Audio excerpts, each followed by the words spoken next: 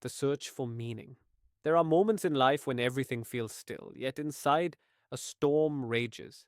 I was at such a crossroads when I first truly encountered the teachings of the Buddha, not in the way one glances at a book or listens to a sermon out of curiosity, but in a way that transforms. Like Siddhartha Gautama, I had spent much of my early life believing that happiness could be found in external comforts. Raised in a world of expectations, achievements, and endless desires, I chased after success, validation, and fleeting joys. But beneath the surface, something felt incomplete. A quiet voice whispered within me, "Is this all there is?" One evening I sat in a small library flipping through a book on Eastern philosophy. The story of the Buddha was familiar, yet that night it struck me differently. The tale of a prince who had everything, yet abandoned it all in search of truth, felt eerily relevant. Was I too trapped in an illusion of fulfillment? And so I began my own journey, the foresights and my awakening. Siddhartha's journey began when he stepped outside his palace and encountered the four sights: an old man, a sick man, a dead body, and an ascetic. These were not just sights but revelations, proof that suffering was an inevitable part of life. I, too, had my own four sights. The first was witnessing my aging parents. The strong figures of my childhood now walked a little slower, their faces lined with years of sacrifice. I saw time's relentless march and realized that youth was fleeting. The second sight came when a close friend was diagnosed with a chronic illness. Watching their struggle, their pain, and their resilience, I saw firsthand the fragility of health. The third sight was attending a funeral. Standing before the pyre, the weight of impermanence settled in. One day I too will be nothing but ashes and memories. And then I saw the fourth sight, not an ascetic in robes, but a monk meditating in the park.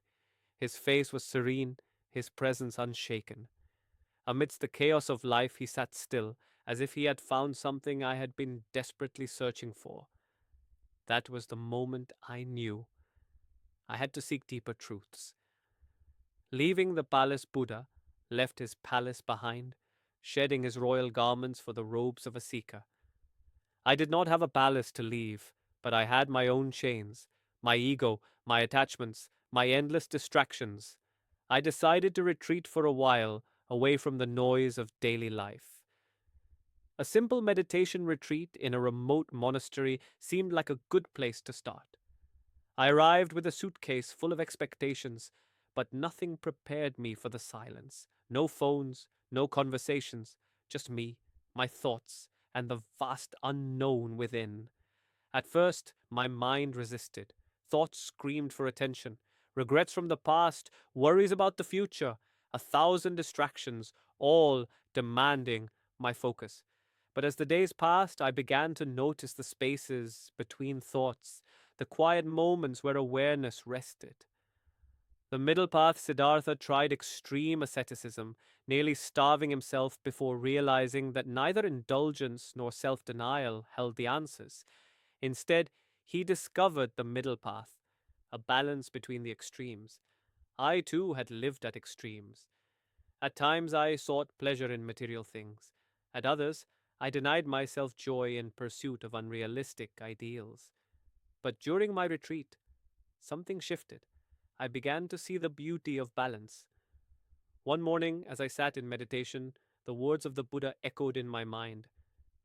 There is no path to happiness. Happiness is the path. For the first time, I understood. The journey itself was the destination. The night under the Bodhi tree.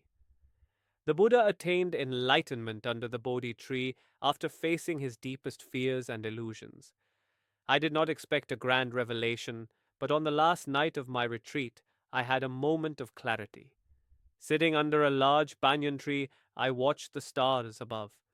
The same stars Siddhartha had seen thousands of years ago. The same sky, the same vastness.